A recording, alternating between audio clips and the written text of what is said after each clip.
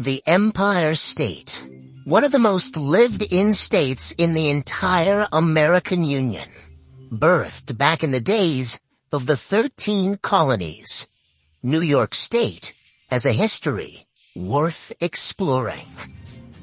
The earliest known inhabitants of what we know today as the state of New York were indigenous tribes of ancient times, estimated to have made their home in the area all the way back around 10,000 BC.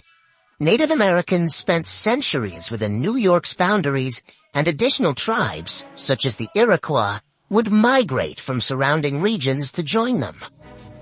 By the time of European exploration on America's East Coast, a handful of indigenous tribes called New York their home, and could be divided into two categories: the Iroquoian-speaking tribes and the Algonquin-speaking tribes.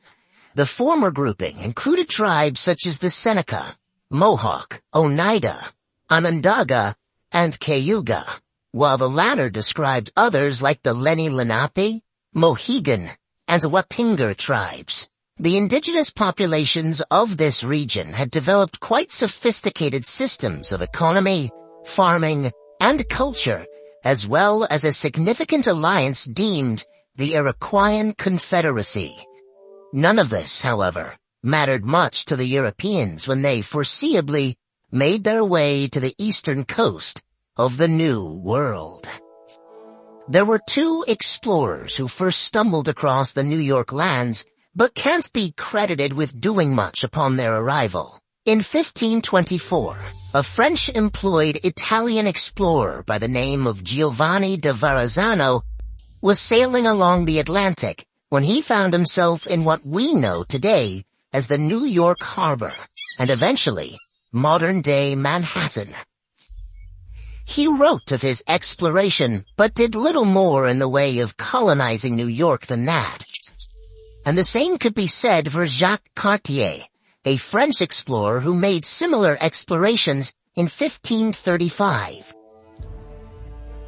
It wasn't until another man, one Henry Hudson, under the employment of the Dutch East India Company, made his way to New York in 1609, that colonization became an intention. Quite a few years after the others, but unlike the others, his goal was, on behalf of the Dutch, to create the beginnings of a colony. Thus, in 1614, the Dutch built the first ever European settlement within the borders of today's New York. Fort Nassau, constructed under the watchful eye of Hendrik Christiansen, was located near modern-day Albany and had the main purpose of being a trading post, particularly for the booming fur trade. By the mid-1620s, a few dozen Dutch families had migrated to the new colony as merchants and were encouraged to make the move. The budding colony was given the moniker of New Netherlands, and by 1624, what we know today as New York was founded as New Amsterdam. A new, more permanent settlement, Fort Orange, would further replace Fort Nassau as the Dutch headquarters in New York, and immigrants from across Europe were already flocking to the new colony and promise of a new, better life. The problem for the Dutch, however, was that the English wanted what the Dutch had. In the midst of the Second Anglo-Dutch War, the entire colony of New Netherlands fell into England's hands and was renamed New York. The city of New Amsterdam was also unimaginatively given the refreshed name of New York, though this was retaken by the Dutch in 1673 during the Third Anglo-Dutch War. Instead of restoring the city's old name, the Dutch called it New Orange for a year, until they lost it to the English again. One city aside, though, the colony now named New York was still growing under its new ownership. When the English had taken over, the settlement hosted an estimated maximum of 8,000 residents. Roughly a century later, it would be home to around 168,000. As was the case at the start, Many Europeans fled their homelands for the New World as a result of famine, religious persecution, economic woes, or other troubles in their homeland. Some were simply looking for new opportunities and a better chance at a good life.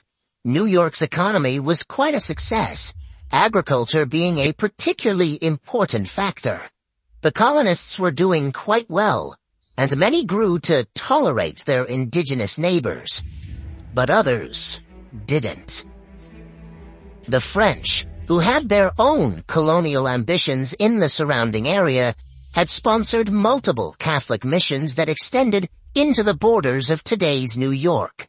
Religious and merchant endeavors led them into direct conflict with the British, but it also led them to form some important friendships with native tribes. Tensions eventually boiled over into the French and Indian War, which saw the indigenous fight alongside both the Brits and the French, and an eventual British victory leading to the loss of France's territory on New York soil in 1763. But as the idea of independence from the British began to swirl around America's 13 colonies, one could feel the vibrations of war rattling the air already. With the controversial Stamp Act of 1763, New York shot to the forefront of the independence movement in the colonies with the help of the Sons of Liberty. Despite some New Yorkers opposing the idea of breaking free from their British overlords, there was little to do to stop the downward spiral now. War was on the horizon. One could only hope it would go smoothly. Almost 1/3 of every battle fought in the American Revolution was done so on New York's battered ground. General George Washington spent much attention on the fight for New York, and when independence was declared in the summer of 1776, New York had endorsed the declaration. Although the British would hold New York City captive for the entirety of the war, the locals fought hard to free their territory in its entirety nonetheless. When the war finally ended and all of New York was restored to the Americans, the recaptured city of NYC would serve a short term as the capital of the nation, after New York State would be the 11th to ratify the new United States Constitution. The 1777 Constitution of New York had, in fact, served as quite an inspiration for the federal Constitution in 1788. Similarly, New York City was the capital of the state, not just the country, off and on until 1797, when New Yorkers shifted their metropolis to Albany. Many of America's important moments throughout history took place in New York. The Bill of Rights was written up in the state's borders. George Washington was inaugurated as America's first president in NYC. The U.S. Supreme Court was birthed there. The founding of the New York Stock Exchange, of course, happened in the state, and so many other crucial events. The War of 1812 would use New York as a battleground, just as the Revolution had. New York was growing still in so many ways. As time went on, the state was relying less and less on agriculture for success. New transportation creations involving steamboats and trains made New York a convenient place for travel, and the opening of the Erie Canal added another boost of attraction. Natives at this time were now secluded to a dozen reservations, whilst others had been sent into exile or died for their decision to support the British in the Revolutionary War. Alongside these reservations sat a growing list of towns, businesses, schools, farms, churches, theaters, athletics, and a building mood of abolitionism. By the mid-19th century, the governor of New York, William H. Seward, works with the state's legislature to protect and expand the rights of both runaway slaves and free blacks within the state. The state, though hosting some hesitant Democrats, thus quickly joins the efforts of Abraham Lincoln with the outbreak of the Civil War. and New York ultimately would supply more manpower than any other northern state for the fighting effort.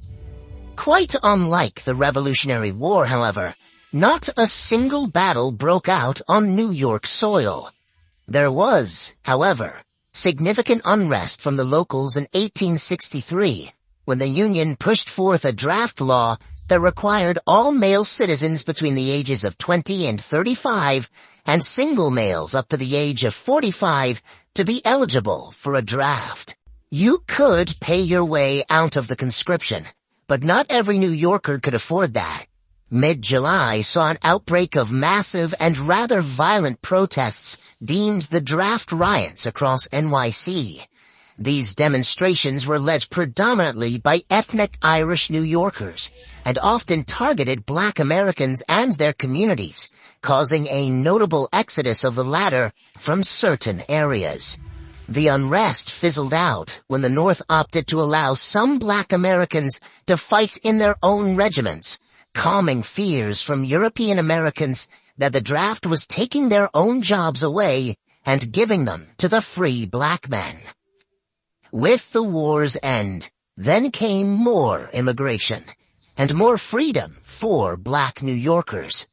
A large portion still of New York's growing population was European, with many immigrants coming from Germany, Italy, Ireland, and Eastern Europe. But there was also a curious number of Chinese immigrants arriving around 1850. New York was becoming increasingly diverse and exceedingly prosperous as a state, with more workers flooding in. By the turn of the 20th century, the population of New York State had exceeded 7 million. These millions of New Yorkers would see the events of the 1900s, from the World Wars and the Great Depression to the start of the modern era. Today, New York remains one of the most populous states in the U.S., and one of the nation's most popular tourist attractions. Modern-day New Yorkers have seen tragedy and triumph of their own, and their ancestors could say the same. The history of New York State is deeply intertwined with that of its country, and without New York, who knows what the United States would be like today.